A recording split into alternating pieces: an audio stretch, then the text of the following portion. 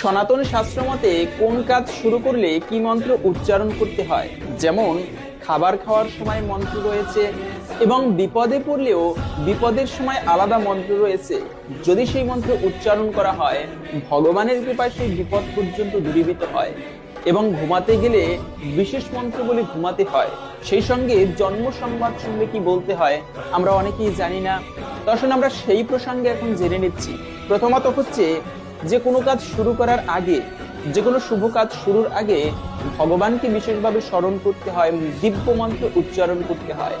বিশেষত ওম তৎসৎ এই মন্ত্র উচ্চারণ করে তারপরে দিব্য কর্ম শুরু করতে হয় বা যে কোনো শুভ কাজ। এবং দ্বিতীয়ত হচ্ছে বিপদে পড়লে, বিপদ তো জীবনে আসবেই, কিন্তু সেই বিপদের সময়ে যদি ভগবান মধুসূদনকে স্মরণ করা হয় তাহলে ভগবানের কৃপায় সেই বিপদ পর্যন্ত দূরীভূত হয়।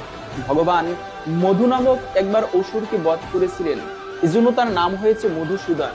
এবং তৃতীয়ত হচ্ছে নিদ্রা বা ঘুমাতে যাওয়ার আগে ভগবান পদ্মনাভকে স্মরণ করতে হয়। ওম শ্রী পদ্মনাভায় নমঃ। এই ভগবান পদ্মনাভকে প্রণাম করে তারপরে যদি ঘুমানো হয় তবে সেই নিদ্রা শুভ হয়। এবং চতুর্থত হচ্ছে যে জন্ম সংবাদ শুনলে বলতে হয় ওম আয়ুষ্মান ভব। তবে যদি কোনো মেয়ে সন্তান জন্মগ্রহণ করে সেক্ষেত্রে উচ্চারণ করতে হয় ওম আয়ুষ্মতী ভব। তবে খাবার খাওয়ার আগে ওম শ্রী জনার্দনায় নমঃ বলে সেই ভোজন করতে হয়। এবং যদি ভগবানের প্রসাদ গ্রহণ করেন তবে সেক্ষেত্রে প্রসাদের আলাদা মন্ত্র রয়েছে, সেই মন্ত্র উচ্চারণ করবেন। কিন্তু মৃত্যু সংবাদ শুনলে আমরা অনেকেই জানি তা হচ্ছে দিব্যান লোকান স্বাগচ্ছতু। যদি মা বা কোনো মেয়েরা মৃত্যুবরণ করে সেক্ষেত্রে উচ্চারণ করতে হয় দিব্যান লোকান স্বাগচ্ছতু এভাবে করে। এবং বিবাহের সংবাদ শুনলে ওম শ্রী প্রজাপতায় নমঃ এই মন্ত্র বলে বিবাহের সংবাদ শুনে তাদেরকে তাদের মঙ্গল কামনা করতে হয়।